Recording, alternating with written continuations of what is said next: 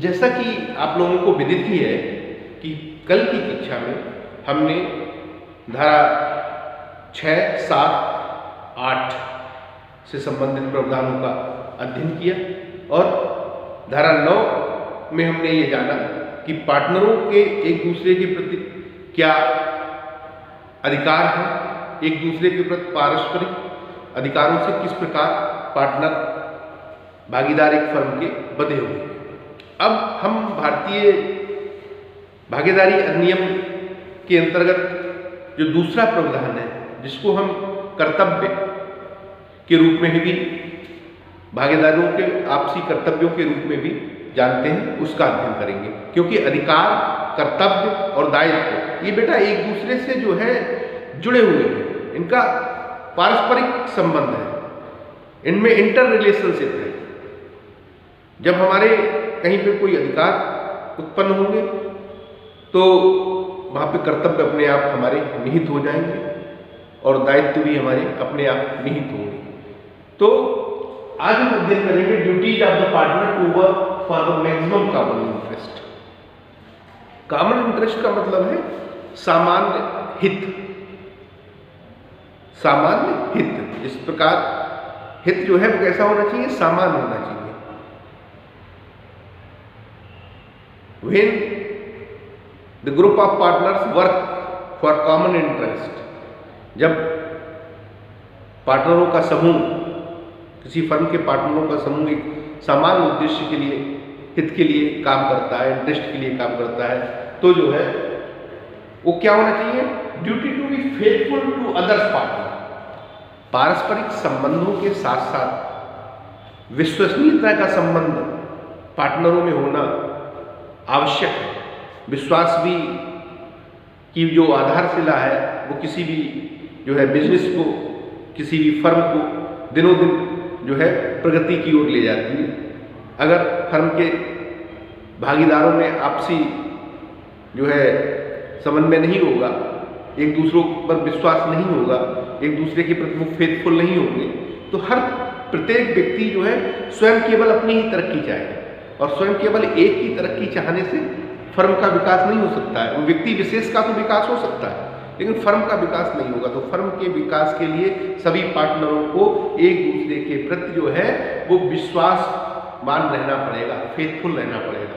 तो duty towards faithful, duty to faithful towards every partner, हर partner के प्रति जो है रहना। To give the correct accounts,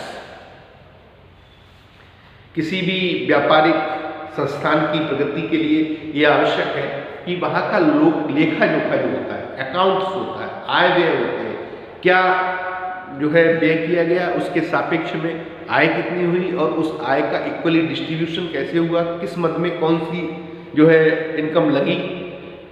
तो इन सब का जो है आय व्यय का ब्यौरा अगर पार्टनरों के मध्य में एक दूसरे से साझा किया जाता है तो उनके बीच कोई भी वैचारिक वैमनस्य पैदा नहीं होता है और वैचारिक वैमनस्य पैदा ना होने के कारण वो फर्म दिनों दिन प्रगति की ओर अग्रसर होती है, आगे बढ़ती है, तरक्की करती है।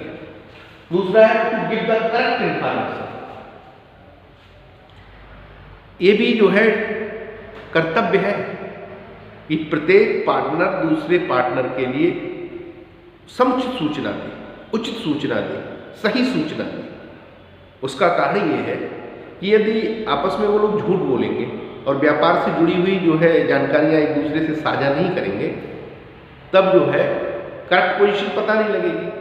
अगर कोई फर्म घाटे में जा रही है और पार्टनर्स उसके उसी स्टाइल में रहे कि रोम जलता रहा और नीरो बंसी बजाते रहे, लखनऊ के नवाब वाजिद अली साहब हो जाए कि अंग्रेजों ने आक्रमण कर दिया और साहब वो इसलिए नहीं भाग पाए कि उनको जुराब नहीं पहन पाए। इन्फॉर्मेशन करेक्ट देनी चाहिए कि हम सब फायदे की ओर अग्रसर हैं, हम हानि की ओर अग्रसर हैं, हम और ये डेवलपमेंट करेंगे, इस तरीके से इसमें और श्रम लगाएंगे तो हमको ये फायदे होंगे। इसलिए बोथ पार्टनर्स यानी all partners of a partnership firm are bound to जो है provide the correct information to each other. एक दूसरे के लिए सही इन्फॉर्मेशन दें, समुचित इन्फॉर्मेशन। दूसरा है टू इंडेमनिफाई फॉर फ्रॉड। अगर कोई कपट हो गया है एक दूसरे के प्रति, कुछ और हो गया है तो उसकी क्षतिपूर्ति करें। गलती करें तो उसे स्वीकार करें, उसकी क्षतिपूर्ति करें। अब आगे हम उस पर बढ़ते हैं। अगला हमारा जो डिस्कशन का पॉइंट है वो है टाइप्स ऑफ पार्टनर्स, पार्टनर्स के प्रकार। पार्टनर्स के प्रकार के बारे में अगर हम विचार करें तो सबसे पहले तो पहला पार्टनर जो है वो है एक्टिव और जनरल पार्टनर। बहुत ही समान रूप से पूरी दुनिया जानती है कि इनका इस फर्म में ये भागीदारी है, जिनकी जो है सक्रियता ये जगत भौतिक हो जाती है, पूरे संसार को पता लग जाता है कि अमुक व्यक्ति इस फर्म में जो है पार्टनर है। तो ऐसे व्यक्ति जो है एक्टिव पार्टनर या सामान्य पार्टनर कहलाते हैं। अगले होते हैं स्लीपिंग पार्टनर और इनएक्टिव पार्टनर। स्लीपिंग जैसे शब्द के अर्थ से ही आप परिचित हो रहे होंगे, सुसुप्ता अवस्था में पड़े हुए, सोती हुई अवस्था में पड़े हुए, जिन्हें दुनिया समाज में कोई व्यक्ति ना जाने, लेकिन धन उनका लगा हुआ हो, कुछ शेयर लगा हुआ हो किसी फर्म में, जो निष्क्रिय रह के जो है लाभांश में हिस्सा ग्रहण कर रहे हैं, वैसे पार्टनर। तो ये पार्टनर होते हैं जो उस जो है फर्म के उपक्रम जो चल रहा है उसके उद्योग में सतत रूप से सक्रिय नहीं होते। ये साइड से केवल स्लीपिंग पार्टनर, सोते हुए पार्टनर की भूमिका को अदा करते हैं, यानी निष्क्रिय रूप से कार्य करने वाले व्यक्ति जो है इनएक्टिव पार्टनर कहलाते हैं। नॉमिनल पार्टनर बहुत छोटा सा अंश देके, फर्म का व्यापार है लगभग 1000 करोड़ रुपए का पर ईयर का, और उनका लगा हुआ है 100 करोड़ रुपया लगा हुआ है, तो ऐसे पार्टनर नॉमिनल आंशिक पूंजी का जो है व्यय करने वाले पार्टनर कहलाते हैं। अगला है लिमिटेड पार्टनर। बहुत लिमिटेड मात्रा में किसी लक्ष्य विशेष के लिए उन्होंने कहा हम आपकी फैक्ट्री के इंटीरियर जो है उसको मेंटेन करने का काम करेंगे, लिमिटेड लायबिलिटी ले ली उन्होंने अपनी। Partner in profit only. कुछ लोग ऐसे होते हैं कि साहब हम पैसा तो लगाएंगे, हम भागीदार तो बनेंगे इस फर्म में, लेकिन केवल और केवल जो है लाभांश को ग्रहण करने के लिए। और अगली कैटेगरी है पार्टनर बाय स्टॉपिल और होल्डिंग।